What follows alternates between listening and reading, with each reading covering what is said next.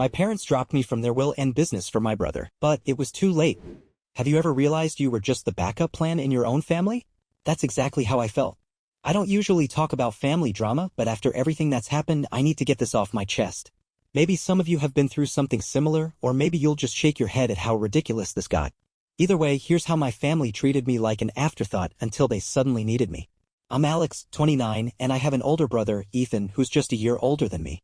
For as long as I can remember, Ethan has been the golden child, the favorite, the one who could do no wrong in our parents' eyes. It didn't matter what he did, somehow he was always painted as the perfect son while I was treated like an afterthought. It was like I was born to be his shadow there when it was convenient but never truly acknowledged. Growing up, the favoritism was impossible to ignore. If Ethan wanted something, he got it. New clothes, the best gadgets, extra spending money, you name it. Me? I had to fight for scraps.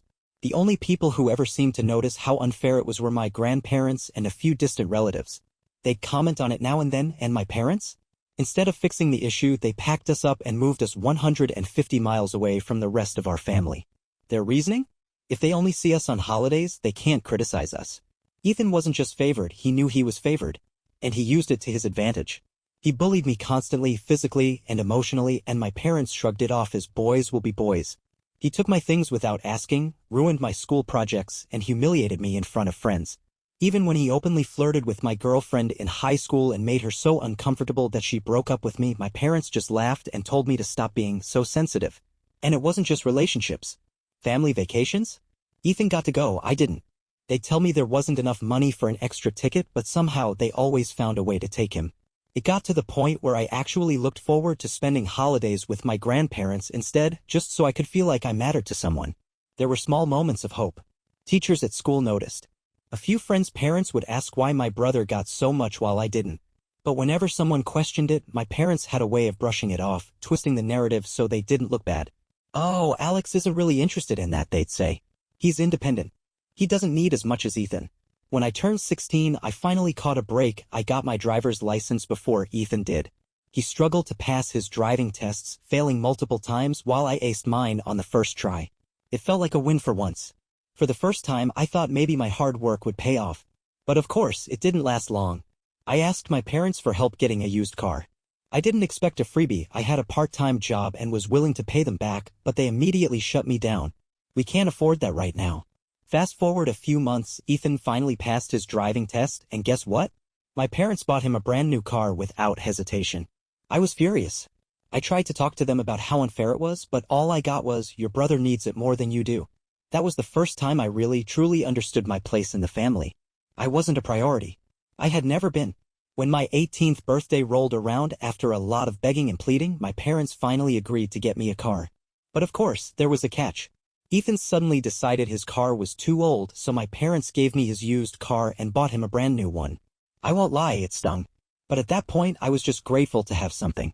The only time my parents ever pretended we were equals was when other family members were around. Birthdays, Christmas, big family gatherings, they'd suddenly put on a show acting like we were treated fairly. But I knew the truth. And so did my grandparents. I spent years hoping things would change, thinking that maybe once I was an adult, they'd start seeing me differently.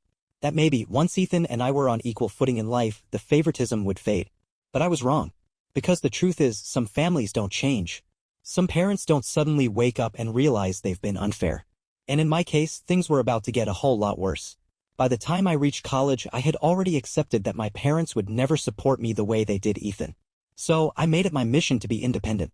I worked part-time jobs, applied for scholarships, and rented a tiny apartment with a couple of roommates to avoid relying on my parents for anything. It wasn't easy, but I took pride in knowing that every success I had was my own. Ethan, meanwhile, had a completely different experience. My parents covered his tuition, gave him money for rent, and even helped him furnish his apartment. It was like they were setting him up for success while expecting me to figure everything out on my own. Anytime he needed something, money, new furniture, or even help picking out a car, they were right there, eager to assist. It was clear that in their minds, Ethan's success was a family effort while mine was solely my responsibility. I tried not to let it get to me, but it was impossible to ignore. While I was balancing school and work just to afford groceries, Ethan was partying every weekend, blowing through my parents' money like it was nothing. He bought designer clothes, went on vacations, and upgraded his electronics every year. And, of course, my parents never called him out on it. If I had ever asked for even a fraction of that help, I knew the answer would have been an immediate no. One holiday break, I made the mistake of coming home. I usually avoided it, but I had a few days off work and thought maybe things would feel different. That hope disappeared the second I walked through the door. Ethan was bragging about his new gaming setup, another gift from our parents. It was frustrating to see how easily he received their support while I had to struggle for every bit of progress. My parents, as usual, brushed off my frustration, insisting that I had always been independent and never needed their help. Ethan, lounging on the couch with that same smugness, made it clear that he knew how to get what he wanted while I was left to fend for myself. I fully realized then arguing wouldn't change anything. My parents had already decided who deserved their support, and it wasn't me. I clenched my jaw, knowing there was no point in fighting it anymore. Instead, I left early and threw myself back into my work, determined to prove that I could do just fine without them. After that, I focused on my own path. I worked harder than ever, graduated with honors, and landed a decent job right out of college. I was finally standing on my own, no thanks to them. The satisfaction of knowing I had done it myself was greater than any validation they could have given me. Meanwhile, Ethan was floundering. He had switched majors twice, barely scraped by with a degree, and had no idea what he wanted to do with his life. My parents still babied him. They paid off his debts, let him move back home rent-free, and kept making excuses for why he wasn't successful yet. He would bounce from one short-lived job to another, quitting every time it got hard, knowing he had a cushy safety net waiting for him. Even when Ethan made poor financial decisions, my parents bailed him out. He bought a brand new car without thinking about how he'd pay for it, and when he couldn't keep up with the payments, they covered them for him. He maxed out credit cards on luxury items, and instead of letting him deal with the consequences, they paid them off and handed him a lecture about being more responsible, only to repeat the cycle a few months later. I should have felt smug watching him struggle after years of being coddled. But honestly, I just felt exhausted. No matter how much I accomplished, I knew my parents would always see Ethan as the one who deserved their help. If I ever fell on hard times, I doubted they'd even notice. What I didn't know at the time was that their favoritism wasn't just about emotional support, it was financial, too. And soon enough, I was about to find out just how deep their bias ran. It wasn't until a few years after college that I discovered the full extent of my parents' favoritism, and honestly, I wish I had been surprised. By that point, I had built a solid life for myself without their support. I had a good job, a decent apartment, and a growing sense of financial stability. I never asked them for anything, and in return, they never offered. That was just the way things were. Ethan, on the other hand, was still bouncing from job to job, never holding one for more than a few months. My parents continued funding his life as if he were still a teenager. Whenever I visited, it was the same story, Ethan lounging at home, my parents bending over backward to accommodate him while barely acknowledging my presence. I had stopped expecting anything different, but it was still frustrating to witness. The breaking point came when I accidentally overheard a conversation between my parents while I was visiting one weekend. They were in the kitchen, discussing estate planning and finances, assuming I was still asleep. What I heard made my stomach drop. They had decided to leave everything to Ethan, the house, the family business, their savings, everything. Not a cent was allocated to me. My name wasn't even mentioned. My mother casually justified it by saying that I didn't need it since I was doing fine on my own while Ethan still needed help finding his way. My father agreed, saying that Ethan had always been the one they worried about, and since I had always been independent, they assumed I'd be fine without an inheritance. I stood there in shock, unable to process what I had just heard. It wasn't just about the money, it was the confirmation that, in their eyes, I didn't matter. I had spent years proving myself, working twice as hard, and pulling myself up without their help, only for them to use my success as an excuse to push me even further aside. I confronted them later that day, calmly asking if what I had heard was true. At first, they tried to downplay it, acting like it wasn't a big deal. When I pushed, they admitted it outright. Yes, they had decided to leave everything to Ethan. Yes, they thought I didn't need any of it. No, they didn't think I had a right to be upset because I had my own life. That was the last time I spoke to them in person. I left their house feeling a strange mix of anger, disappointment, and relief. It was like a final confirmation of what I had always known but never wanted to fully accept. I had spent years trying to earn their approval, hoping they'd finally see me as an equal to Ethan. But they never would. That day, I made a decision. I was done. No more visits, no more pretending we were a normal family, no more trying to gain their acknowledgement. I walked away and didn't look back. Update. Years passed and I thrived without them. My career took off, I bought my own home, and I built relationships with people who actually valued me. Meanwhile, Ethan continued his cycle of failure, and my parents kept enabling him. I had no idea how things were going for them, and I didn't care to find out. But life has a funny way of coming full circle. Because one day, out of nowhere, my parents reached out. And when I heard why, I couldn't help but laugh. Years passed without a word from my parents. I had fully moved on, carving out a life that was mine alone. Without the weight of their favoritism hanging over me, I thrived. My career had taken off, I owned my home, and I had built a circle of people who truly valued and supported me. I had reached a point where I hardly thought about them anymore. Then, out of nowhere, I got a message from my mother. Seeing her name on my phone was jarring. The last time we had spoken, she had made it clear that I was not a priority, that I was expected to fend for myself while Ethan got everything. And now, after years of silence, she wanted to talk? Curiosity got the better of me, so I opened the message. It was short and oddly formal, asking if we could meet up. There was no apology, no acknowledgement of the years of neglect, just a request to talk. I debated ignoring it, but something told me this wasn't just a casual check-in. My gut was right. When I finally agreed to meet, I walked into that cafe with no expectations. My mother was already seated, looking more anxious than I had ever seen her. My father wasn't there, which immediately struck me as odd. Without much small talk, she got straight to the point. Ethan had run the family business into the ground. It turned out that after my parents retired, they handed the business over to Ethan, trusting that he would be able to manage it. With no real work ethic and zero business experience, he had predictably failed. He had made reckless financial decisions, taken out massive loans, and ignored basic responsibilities. Within a few years, the business was hemorrhaging money, and now bankruptcy was looming over them. My mother sat there, wringing her hands, telling me all of this like it was some tragic misfortune that had befallen them rather than the direct consequence of their own choices. And then came the real reason she had reached out. She wanted me to step in and save the business. Apparently, in the years since I had left, my success had become something of a legend within the extended family. Relatives had talked about my career, my financial stability, and how I had built everything on my own. Now, my parents, who had once dismissed me as unimportant, suddenly saw me as their last hope. I let her talk. I listened as she laid out her expectations, that I would help fix Ethan's mess, that I could use my business sense to turn things around, that I wouldn't just abandon them in their time of need. The irony of it all was almost comical. After years of being told I didn't need their help, now they wanted mine? Sitting across from my mother, I couldn't help but marvel at the situation. After years of being cast aside, of hearing how I didn't need support because I was independent, I was suddenly their last resort. They had given everything to Ethan, molded him into their perfect son, and when he failed spectacularly, they came running to me, the one they had ignored. I leaned back in my chair, letting her words sink in.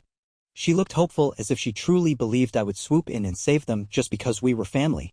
But all I felt was detachment. I wasn't angry anymore, I was just done. I asked her a simple question: why should I help? She hesitated, clearly not expecting to be challenged. She started rambling about family duty, about how I was their son too, and how Ethan had just lost his way. She insisted that I was successful enough to turn things around, as if my hard work automatically made me responsible for cleaning up Ethan's mess.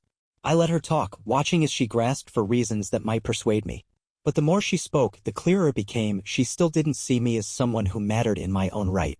I was just a tool now, a resource they could exploit to fix what Ethan had ruined. When she finally finished, I took a long breath before answering. I told her I had no interest in fixing something that had never been mine to begin with. I reminded her that she and my father had made their choice long ago. They had put all their faith in Ethan, given him every opportunity while telling me I didn't need anything from them. Now, I was simply giving them what they had always wanted: distance. She looked stunned, as if the thought of me rejecting them had never crossed her mind. Her face twisted in frustration, and she tried a different approach: guilt. She reminded me that the business was a part of our family's legacy, that my father had worked hard to build it, and that it would be a shame to let it collapse. I shook my head.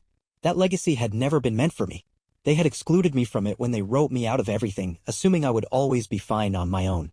Now, they had to deal with the consequences of that decision. I made it clear that I had nothing to do with Ethan's failures, and I wasn't going to sacrifice my success to bail them out. She sat there in silence, processing my words. Finally, with a deep sigh, she muttered something about how she had hoped I would be better than this. That made me laugh. After all these years, she still believed I owed them something, that I should be the bigger person just because they had nowhere else to turn. I stood up, leaving money for my coffee on the table. I told her I hoped they figured things out, but I wasn't going to be a part of it. Then I walked away, knowing that for the first time in my life, I had truly freed myself from them. What I didn't expect was how quickly the fallout would come, or how desperate they would become when they realized I was gone. I expected some backlash after turning down my mother's plea, but I underestimated just how desperate they would become. Less than a week later, my father called me for the first time in years. The last time we had spoken, he had made it clear that I was on my own, that Ethan was the son who needed them more. Now his voice was tense, almost forced, as he asked if we could talk. Curious to see how far they were willing to go, I agreed to meet him. We sat down in a quiet restaurant and he wasted no time getting to the point. The family business was in even worse shape than my mother had let on. Ethan had not only mismanaged the finances but he had also driven away long-time clients, leaving the company on the verge of shutting down entirely. The bank had denied their latest loan request, and unless they found a way to recover, they would be bankrupt within months. I listened without saying much. My father spoke like a businessman making a last-ditch pitch, laying out every reason why I should step in and save what he called our family's legacy. He didn't apologize for the past, didn't acknowledge the years of neglect, just acted as though my help was a given. He seemed to believe that, despite everything, I would drop everything and fix their problems simply because we shared the same blood. When he finally finished, I asked the same question I had posed to my mother: why should I help? He looked taken aback, clearly expecting me to feel some sense of obligation. When I didn't react, he started grasping at reasons, saying it was the right thing to do, that family sticks together, that no matter what happened before, this was still my home. It was almost laughable how suddenly they had remembered I existed. I let the silence stretch between us before calmly telling him that my answer hadn't changed. I had built my own life without them and I wasn't about to take responsibility for their choices.